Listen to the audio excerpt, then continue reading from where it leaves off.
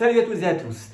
On parle beaucoup de l'aphasie. Vous savez, ce symptôme qui a entraîné, selon les médias, la fin de la carrière de Bruce Willis. Voilà, on nous dit qu'il arrête sa carrière parce qu'il souffre d'aphasie. Alors pour comprendre ce que c'est, et surtout pour comprendre que tout le monde peut être potentiellement concerné, vous allez voir, on en parle avec Philippa, le professeur Philippa Lavallée. Bonjour. Bonjour. Qui est neurologue et qui va nous révéler un certain nombre de situations peu connues, dont on ne parle pas beaucoup et qui peuvent favoriser l'aphasie avec parfois une guérison. On va le voir. Juste avant d'expliquer tout cela, je vous rappelle, si ce n'est pas fait, de vous abonner à la chaîne YouTube. Je vous rappelle que nous sommes totalement indépendants de l'industrie pharmaceutique et agroalimentaire. Notre seul soutien, c'est vous. Alors n'hésitez pas à vous abonner, à liker, à partager. Bref, vous savez faire. Alors Philippa, Bruce Willis souffre d'aphasie. Bon alors l'aphasie, c'est un symptôme bien connu des médecins et notamment des neurologues, mais de la médecine en général. Bien, c'est un trouble du langage, hein, on n'arrive pas à trouver ces mots. Voilà, Boris, c'est exactement ça. On ne peut pas parler ou on ne peut pas comprendre ce que votre interlocuteur vous dit. Donc c'est un problème neurologique qui se passe dans le cerveau. Alors, on a ici un cerveau et ça se passe dans le cerveau gauche, mais on peut dire plus précisément où est-ce que ça se passe. Hein. Voilà, c'est le cerveau gauche qui est l'hémisphère majeur. Et puis, on a ici une zone de réception qui est sur le lobe temporal, où en fait, le message arrive au cerveau, on comprend, le cerveau décode, et ensuite, la personne peut répondre parce que le lobe frontal permet l'émission de sons, de mots, de phrases. Donc on comprend que c'est ici que va se situer le problème. Alors, on a beaucoup parlé dans les médias, c'est assez connu, de l'AVC, hein, c'est-à-dire s'il y a un caillot qui bouge une artère et à ce moment-là... Cette zone-là va être détruite et donc on a une aphasie. Dans ce cas-là, s'il y a cette aphasie suite à un AVC, est-ce qu'on peut en guérir? Est-ce que ça peut disparaître ou ça va rester à vie? Tout dépend de la taille de l'infarctus.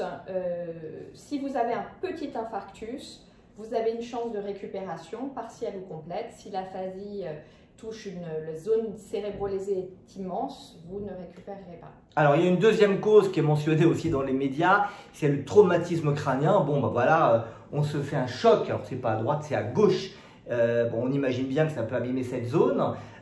Alors, beaucoup de gens ont dit que Bruce Willis avait peut-être souffert d'une de ces pathologies, mais ça, on l'aurait su. Bah, ça vient d'un coup. Alors, tout va bien, et puis tout d'un coup, d'une seconde à l'autre, on n'arrive plus à parler. C'est vrai que ce n'est pas tout à fait ce qui nous est raconté. On nous raconte que depuis quelque temps, il avait des troubles de mémoire, donc ça fait plutôt penser à une pathologie qu'on appelle neurodégénérative. Ça aussi, ça donne de l'aphasie, et c'est quoi? Exactement. Et ben, cette fois, c'est une mort neuronale. Les neurones, c'est des petites cellules qui permettent... qui constituent le cerveau et qui on ne peut pas les voir. On ne peut pas les voir, c'est microscopique. Même si je montre de près. Mais en revanche, ces cellules, elles peuvent mourir de façon accélérée. La grande maladie connue, c'est la maladie d'Alzheimer, qui donne des troubles de la mémoire. Mais d'autres maladies dégénératives ou certaines formes d'Alzheimer vont commencer par une dégénérescence accélérée de cette zone-là, et donc à une aphasie qui va être beaucoup plus progressive, qui s'installe sur plusieurs années. Alors, on ne peut pas faire de diagnostic à distance, que ce soit pour Bruce Willis ou d'autres personnes, mais il semble que ce soit plutôt progressif dans son cas.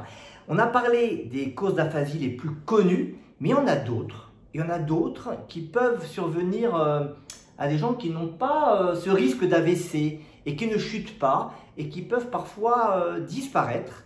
Et il y en a une, notamment, c'est la migraine. Quel rapport entre migraine et aphasie? Alors la migraine, la grande migraine connue, c'est la migraine où on a mal à la tête. Mais dans 20% des cas, cette migraine, elle va être précédée ou survenir en même temps des signes neurologiques. Les plus fréquents, c'est la migraine ophtalmique, hein, c'est des gens qui voient des petites étoiles d'un côté du champ visuel. En fait, c'est quoi? C'est une onde électrique anormale qui va se propager de la partie postérieure du cerveau, donc ça donne habituellement des troubles visuels, mais cette onde, elle peut se propager sur quelques minutes à la face un peu plus antérieure et toucher la zone du langage. Il y a une zone électrique anormale et vous allez avoir des troubles du langage. Et là, ça disparaît, on parle de restitution ad intégram, ça veut dire qu'il ne reste aucune séquelle de cette aphasie. Exactement, ça dure moins de 60 minutes par définition. Alors il y a d'autres causes qu'on mentionne rapidement, il y a les crises d'épilepsie, et là encore on imagine un peu le même genre de mécanisme. C'est exactement la même chose, c'est cette même zone qui est touchée, la zone du langage, ce lobe-là, et une zone d'électricité, une hyperactivité électrique du cerveau qui va donner des anomalies de langage qui vont durer quelques minutes. Et qui disparaissent. Et puis il y a quelque chose d'encore plus surprenant, ce sont les attaques de panique ou des crises d'angoisse. On en a déjà parlé ici sur PUMS. Je vous mets ici un lien pour voir notamment le témoignage de Marine L'Orphelin qui nous parle de ces attaques de panique. Vous pouvez regarder, mais elle n'a pas fait d'aphasie, mais ça peut se manifester par une aphasie. Ça peut, tout à fait. Les attaques de panique peuvent donner à peu près tout, des troubles de la sensibilité, des troubles du langage. On a même parfois des patients qui arrivent hémiplégiques sur un symptôme anxieux majeur. Et donc là encore, ça peut disparaître si on le traite. Voilà, il y a d'autres causes plus rares quand on a des troubles du calcium dans le sang, des troubles du sodium dans le sang. Bref, si vous avez un trouble du langage, c'est-à-dire que vous n'arrivez plus à trouver vos mots ou que vous ne comprenez plus ce que vous dit votre interlocuteur, il faut consulter.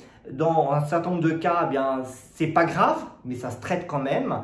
Et puis dans d'autres cas, ça peut être des signes d'atteinte, on a dit vasculaire, dans des vaisseaux ou de pathologie qu'il faut prendre en charge le plus tôt possible. Exactement. Merci beaucoup Philippa et n'oubliez pas de vous abonner à PUMS. Des infos et des conseils 100% fiables, abonnez-vous à PUMS. C'est sur YouTube.